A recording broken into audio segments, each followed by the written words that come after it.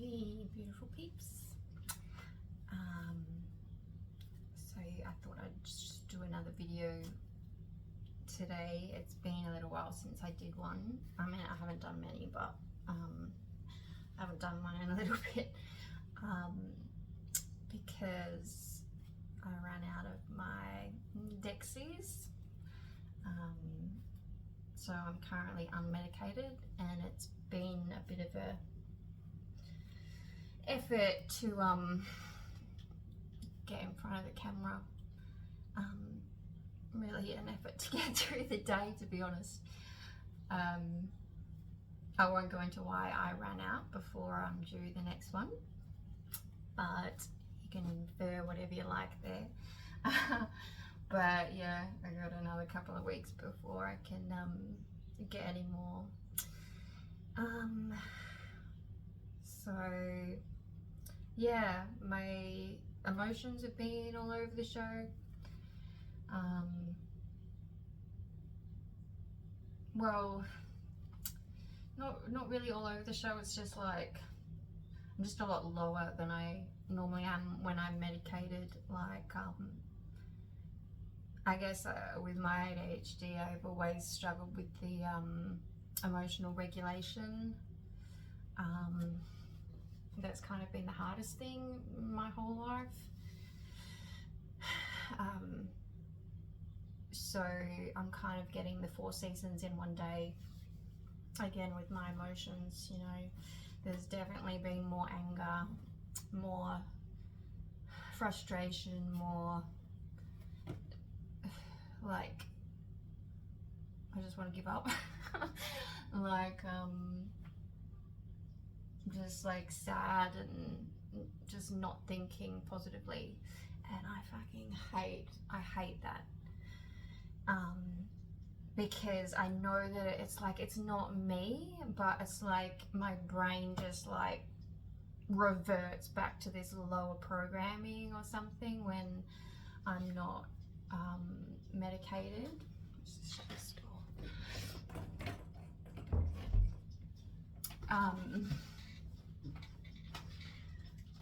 So I've just really had to like kind of put all my freaking energy into like just being okay with myself. And it just takes me back to before I was diagnosed and started, you know, having medication. Each day is just a struggle to do, you know, the easiest tasks. And so yeah, I mean, that's my experience anyway. And yeah, so I mean, I guess it's like a learning experience, you know, with, I mean, a lot with the whole ADHD, neurodivergent, all the things that we have to cope within ourselves. Like a lot of people deal with addictions and spur of the moment decisions, and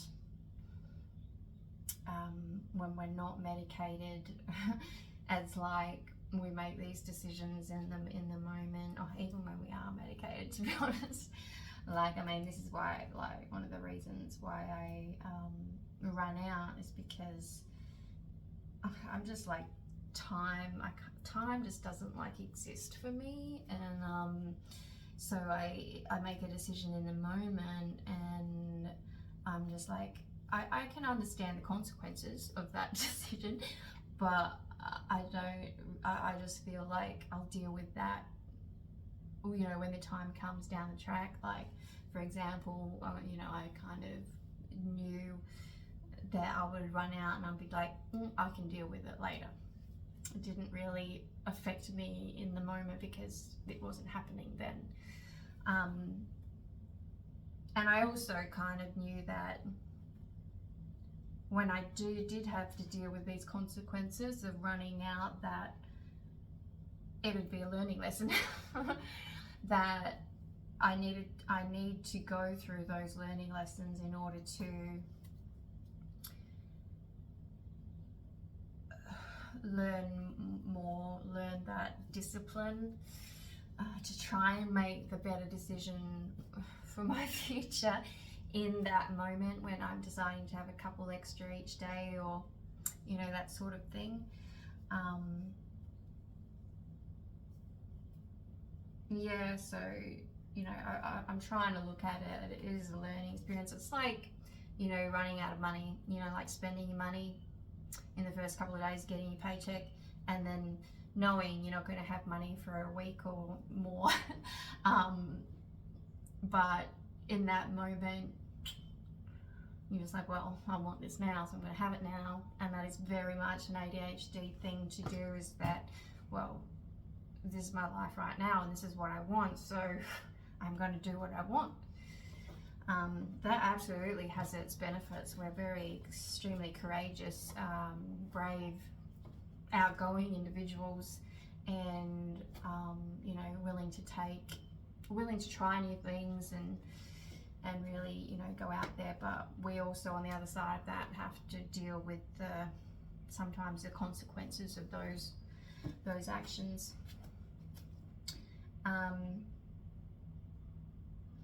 Yeah. So anyway, I guess I started talking about that because, like, before I started, I was channeling a little bit. Well, I was actually doing. I've kind of gotten into. I'm pretty sure they call it bibliomancy. I think it's called bibliomancy because people, I guess, started doing it with the Bible. I think, like, you look at the Bible or you're open to a page and you let your eyes get drawn to a particular sentence or whatever, and you interpret a meaning, or it has meaning for your current situation. It is like, I guess it's like channeling. And I mean, I've kind of looked into it a little bit. What I do is so weird. Like, I don't know if there's a particular name for what I do, but I get a message. Like, if I look at a page of writing, my eyes get drawn to particular letters or words. I allow my attention to freely get drawn to letters or words, and I write it down, and a lot of the time, a word comes out. Like, my eyes spell out a word, and or particular words, and I write it down. So I guess it is a form of channeling, but I don't know if other people do this sort of thing. It's not really.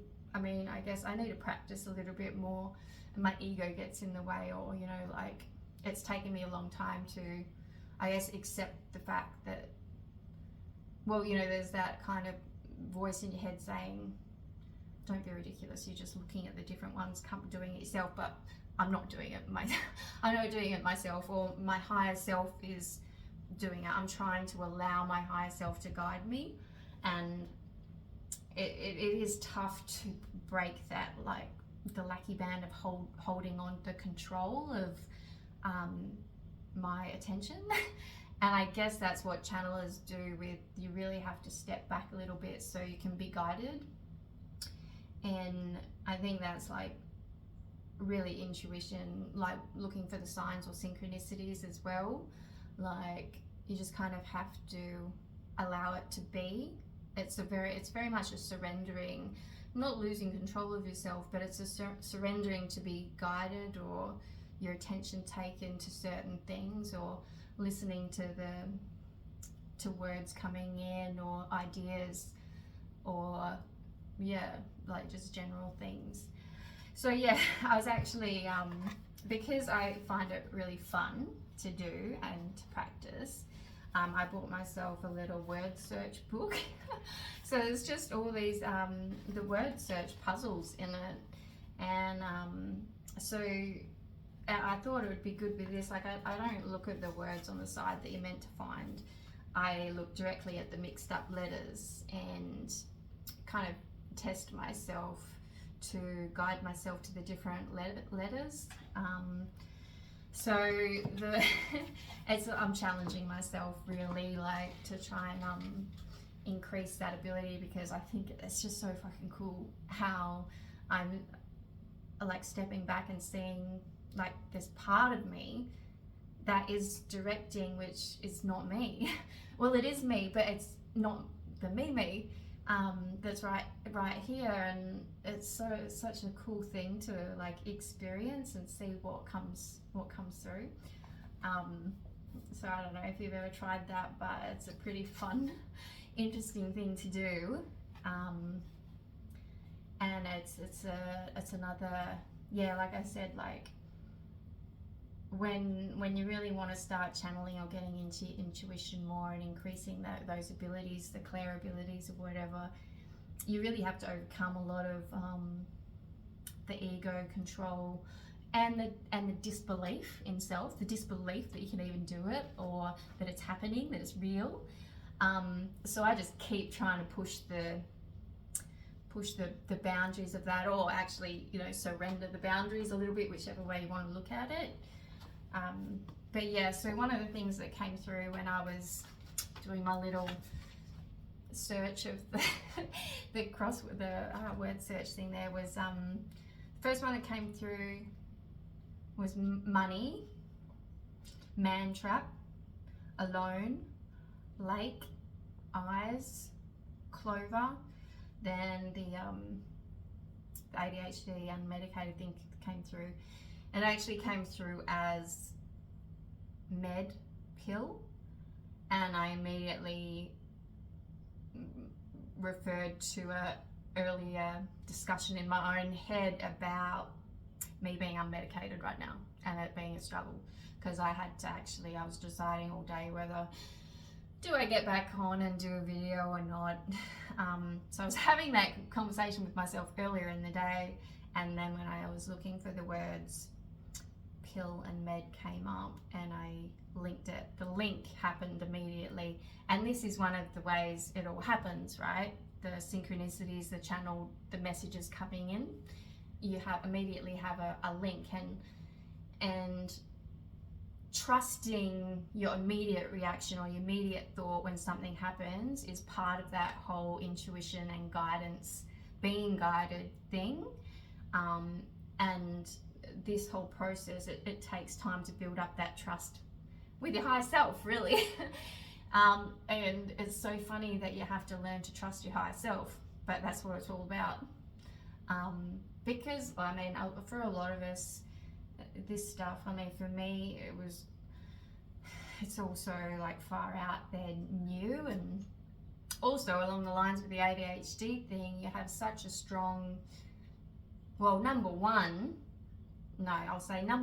is that they're like, I never remember this word, like, you're just not good enough type, like how dare I stand out, or how dare I don't know, I can't remember what the word is.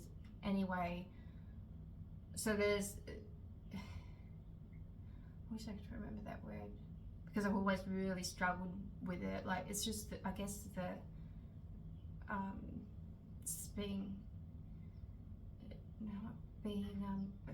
I guess it's a self-confidence thing, maybe.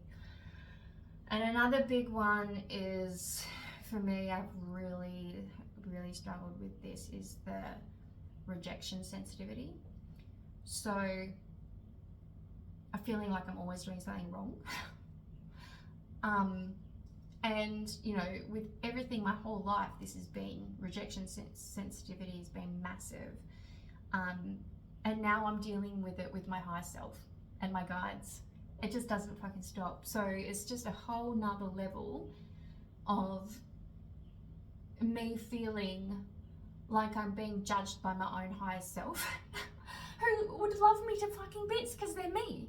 And my guides are fucking here for me. And yet I'm having to overcome and build the confidence with myself to feel like I'm doing okay by them, or that, you know, that they're here for me and helping me, rather than like I'm about to be told off by my higher self or my guides. And like, I'm scared that they're gonna tell me off. So I'm still dealing with that as well. And it's really hard, like, to not stop trying. Like, you know, my whole life I've hidden, I've made myself smaller, and, you know, just try not to get hurt. I'm just so sensitive. And yeah, I mean, anyway, if you're neurodivergent and a little bit autistic and, you know, like me, you'll understand what I'm talking about. But yeah, anyway, I don't know where I was going with that. Yeah. The other thing, the next words that came through was rum. And this is interesting because that came up in one of my last videos, chattel message, rum and sailors. Rum.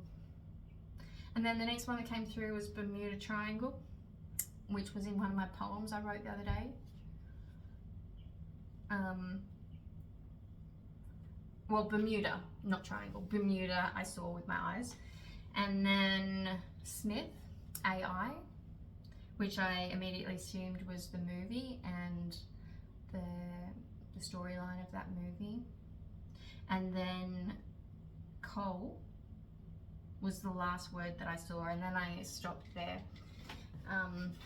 So when those words came up, so money, well, money's been really big in my life because I've got none. But if you think about like money man trap, I mean, it is. Money definitely has the ability to control us, like our decisions. It kind of, if we allow it, it kind of rules our life. It makes us judge people. It makes us judge ourselves. But, you know, it can also give us a little bit of freedom to do what we want. It's been a real challenge for me to not have any money this past year and to really push through and keep doing what my soul has been telling me to do. And it's been the whole lesson of getting out of the matrix. I've literally had to, you know, be cut off from it completely and not allow myself to go back into the matrix in order to break through all that conditioning. And there's so much to that. And, you know, a big you know, trap with it that I have found is the opinion of other people. And you have to overcome that. It's such an ego death thing, right? Like being out there and telling people that you have no money and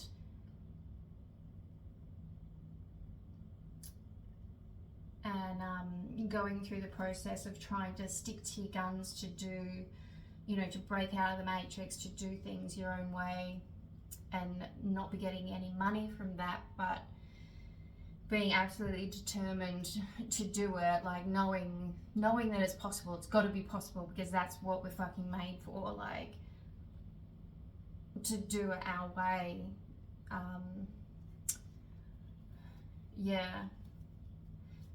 Anyway, yeah, so there's money, man trap, then alone.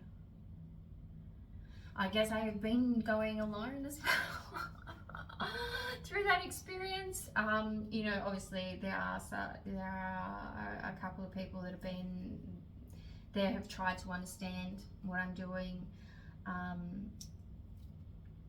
but I've also lost a lot of people from my life, and I think it's really because of money and judgmental thinking and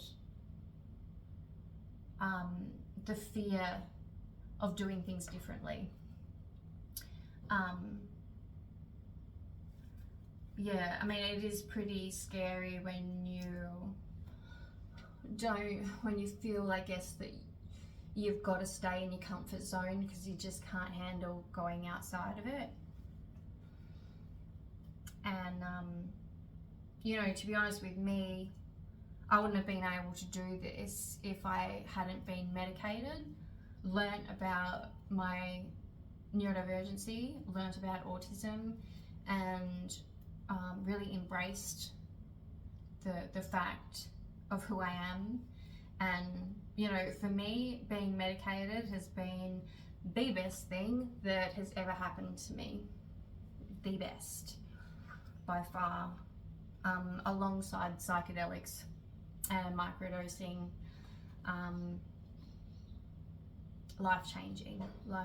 And even though, like I've said in one of my other videos, even though I've got nothing materially right now, I am the best version of myself on the inside, and it's due to all those things. And I'm really working towards, you know, having the material trappings of what I really deserve for being who I am authentically, or living a comfortable life that I will be happy with. I know I'll get there, and I'll be so fucking happy that I did it myself, and I did it in my way, and blah blah blah. Lake and eyes. So I mean, the first thing that came to me when I saw Lake was that I thought of the Golden Lake, the Dolores Cannon book, like the high realms, the quantum, the higher dimensions, and eyes, as I guess our guides, the eye in the sky, also lake eyes. I'm thinking maybe blue eyes. I mean, I've got blue eyes. Blue eyes. Mickey blue eyes. Archangel Michael, strength, faith. It's funny, like these, you know, the words that come in, or the synchronicities you get, and where your brain takes you with them. To others, it may not make rational sense, but it's all about where your brain takes your brain. Your higher self takes your brain. And what I found, like, which I kind of got the message initially when these things really started happening for me, was because I wanted to understand it better, but it was just really important for me. I knew it was important that I take more notice of what feels right to me and how my brain works, because we're talking about my higher self, my guides sending me messages. They're not going to send it in a way that works for someone else's brain. They're going to communicate with me in a way that my brain works, what works for me. So I've been learning not to question where my thoughts take me after I see a message or synchronicity. It is all about what it means to me. Like, for example, if this like rum comes up, it's what I think about rum, or what, you know, my first instinct, my first thought after seeing that, not what rum is for everyone else, or Bermuda Triangle. You know, I could be thinking, you know, what everyone else is thinking, of ships disappearing in the middle of the sea. My first thought was,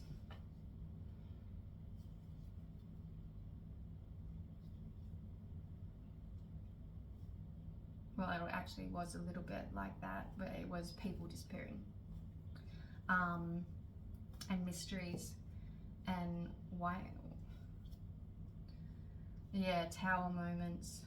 There, that's because, no, the first thing was because I wrote it in my poem the other day about, was it a poem or one of my channeling it was one of my channeling things actually that I put on Instagram, about really big shit things happening out of the blue, and how even though they're freaking ridiculously hard, and I mean, how you're going to deal with that, it ends up making you stronger, and you learn things, and you become a better you. So the link to Bermuda Triangle immediately was my link to my channeling, which I wrote the other day, like that whole story that I wrote.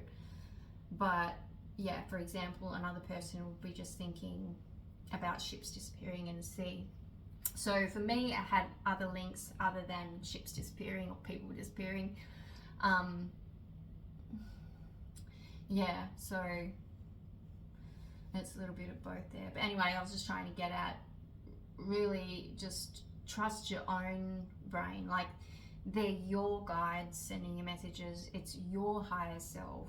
It is you communicating with you. So trust that how you interpret things is the best way for you, not how anyone else does. And I even do that with like the angel numbers, you know, everyone, like, you know, every now and then I do Google what the angel number means, but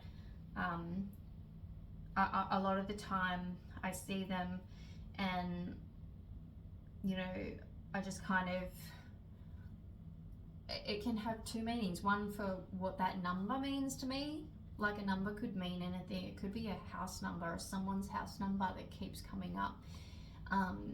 It could be someone's birthday, and so you could relate it to that, or you could relate it to the actual angel number meaning when you Google it. And it all depends on how you feel about it, what your first instinct is when you see it. And Smith, the AI movie.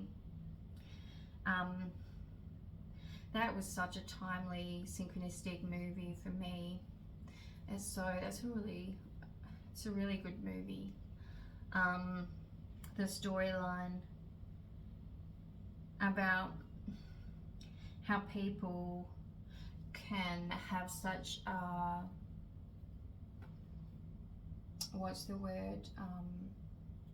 judgmental opinion of certain things, and so they just write them off. They've made their judgment, and there's some really strong fucking opinions, and they've just cut it off. And it takes a long time for us to realize and release the ego surrounding those judgments in order to open ourselves up enough to actually accept a really good benefit for opening ourselves to that. Like, and I immediately kind of linked it to the masculine, feminine dynamics within us all. I mean, I've recently gone through a really big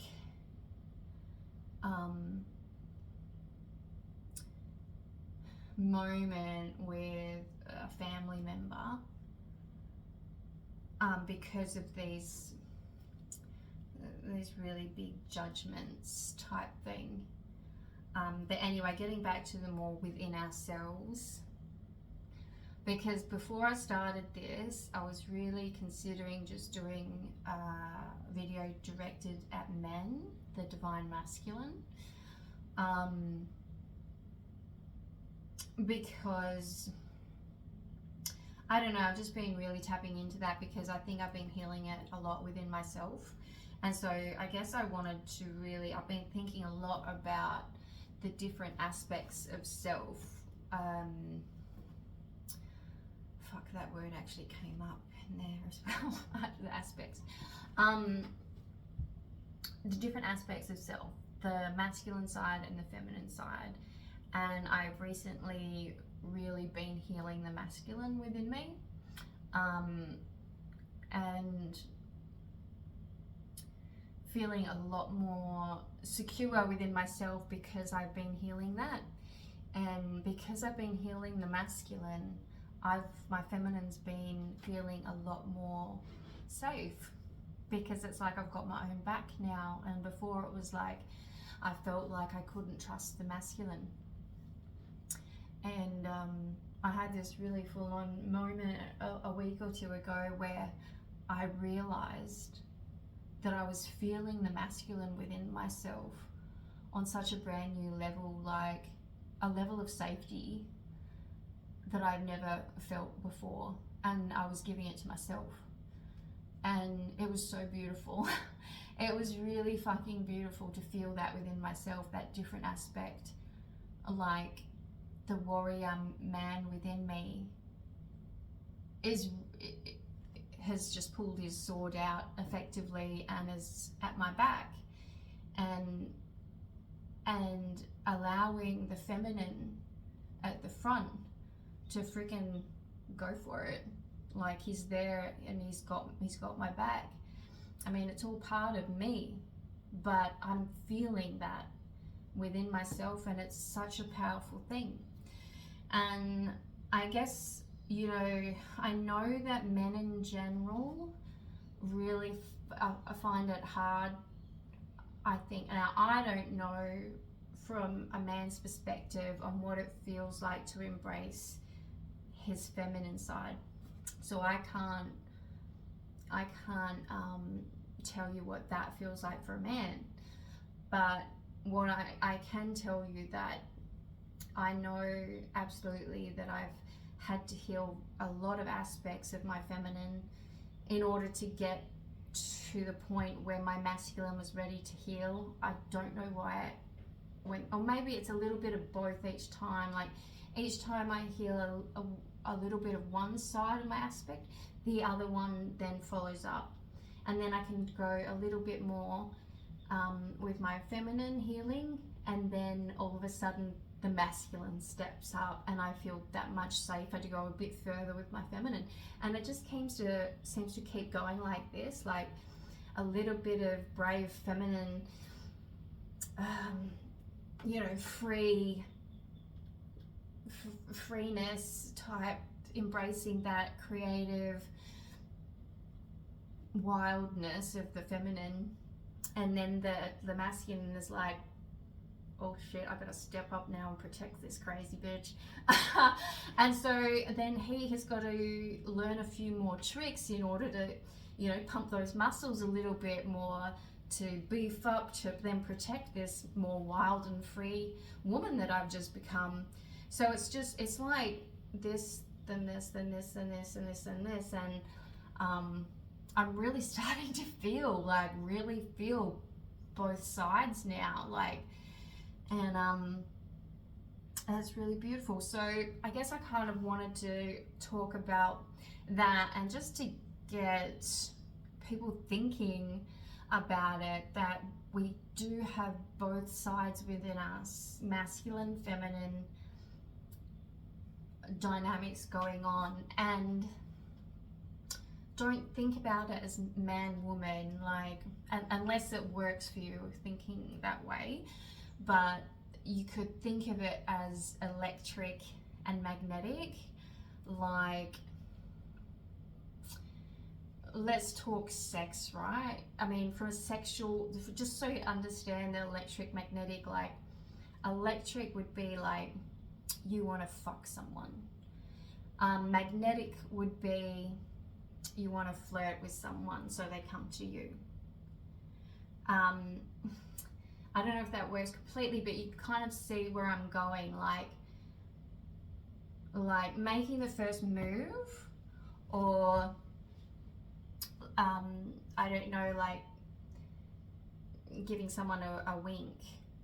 Like, do you know what I mean? Like, there is action, and there is, which is electric, masculine, a doing, or there is the feminine, magnetic, where you just be and things are drawn to you. And we both have that aspect, sides to our nature. And it's not just sex, so don't get caught up in that thing, but it's a kind of example, I think, that's kind of easy to wrap your head around. I mean, another way maybe is like at work, there is a couple of different ways you could go about getting noticed or furthering your a career type thing at work. Like you could be confident in your approach each day and do a good job. And by doing that, like being confident and just doing a good job, being helpful, being, I don't know, just being really good at your job and putting yourself out there.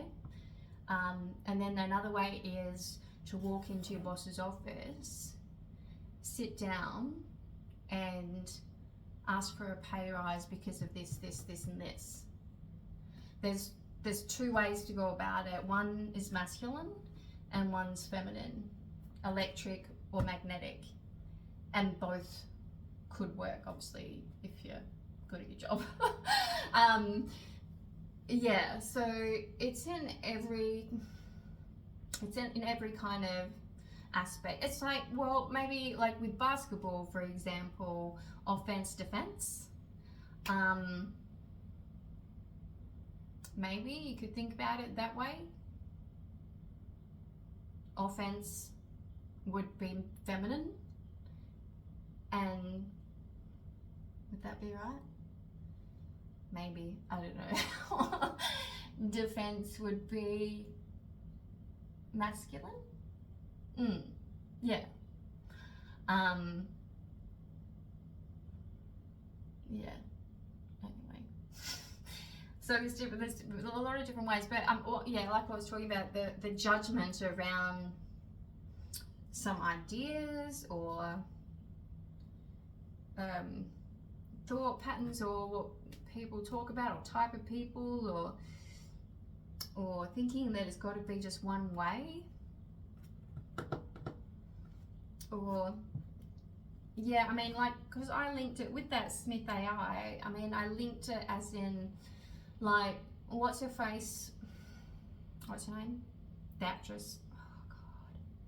Oh God, Jennifer Lopez.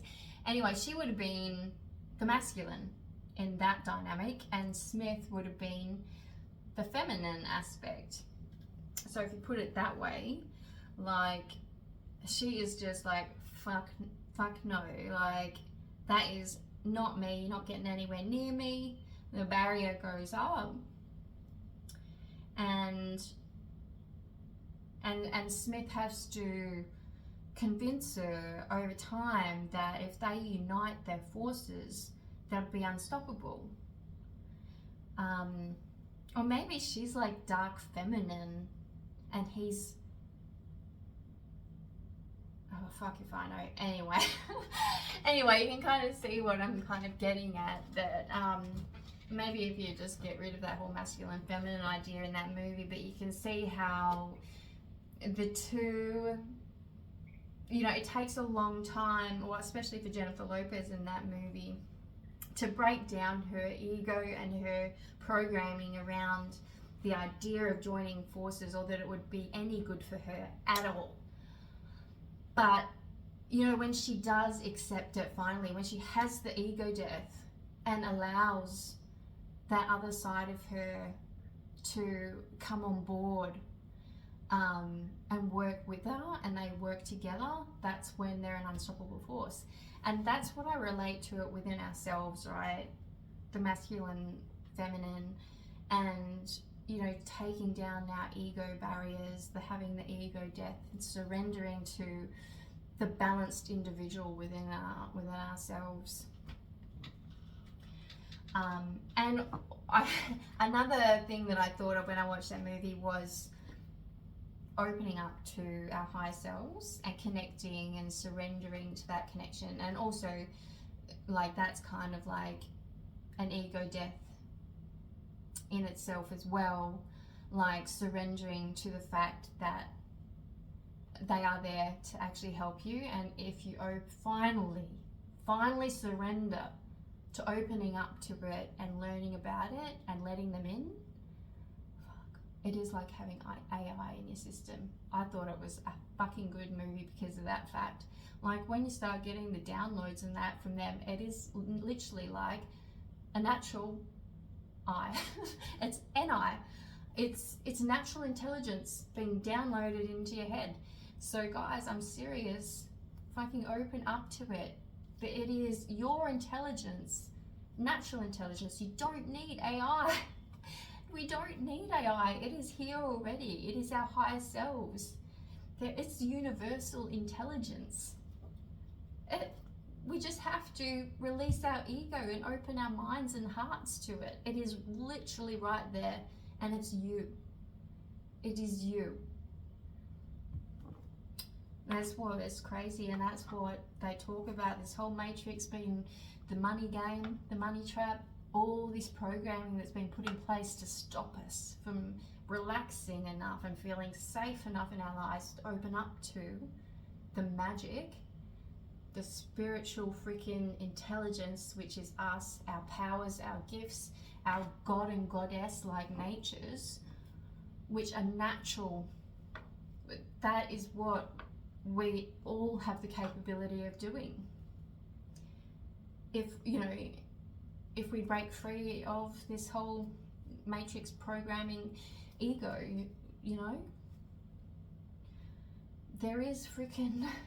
there's magic on the other side of the heartache of being ripped open and healing yourself with the I don't make that sound very pleasant, but the release of your ego. And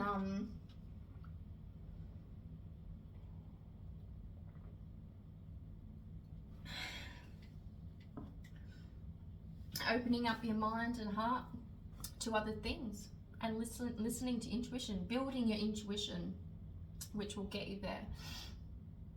It's so worth it. It's so worth it. That's what all that focus should be on.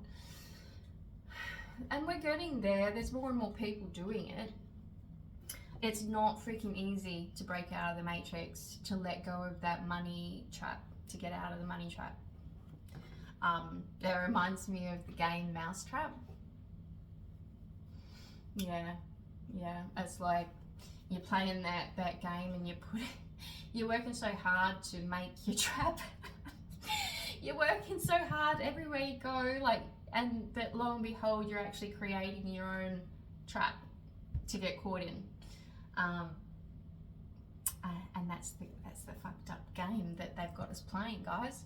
So what we need to do is get rid of that game board and the Monopoly one, and get the Twister out instead, and we can play that. That might be a little bit more fun. Twister. And the other one I got was, the other word that came through was coal. And obviously you gotta freaking pressurize that coal to hell. It takes a lot of pressure to create that diamond, but it does become a fucking diamond. From coal to a diamond, all you need is pressure. And this is what happens. You can't become a diamond without freeing yourself a lot. Obviously we're all under pressure.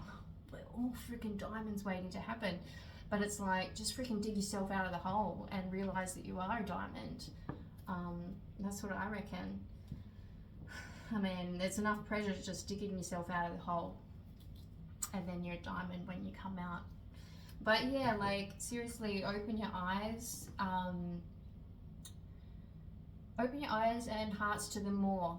Just start by listening to your intuition, that little bit, your gut instinct, the thoughts that pop into your head, where your eyes get led, thoughts, ideas that pop into your head, and what feels good.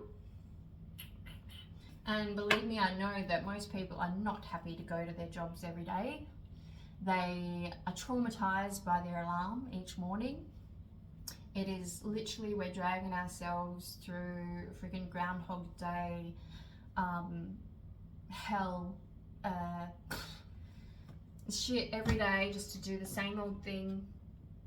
and you feel like you're wasting your life, blah, blah, blah, blah, blah, blah, blah, and we do it over and over again, and it just feels like we're just killing ourselves trying to survive.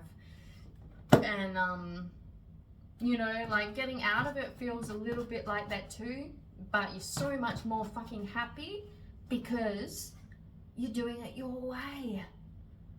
You're actually trying to survive as an individual rather than being told what to do every day. You're deciding what you do each day for you. You don't have to fucking do it. You're not being told what to do. It's something that you don't want to do. You're not a slave. Yeah, you're free to break free of your cage. Fly away. Find, you know, it might be hard to find that next place to land.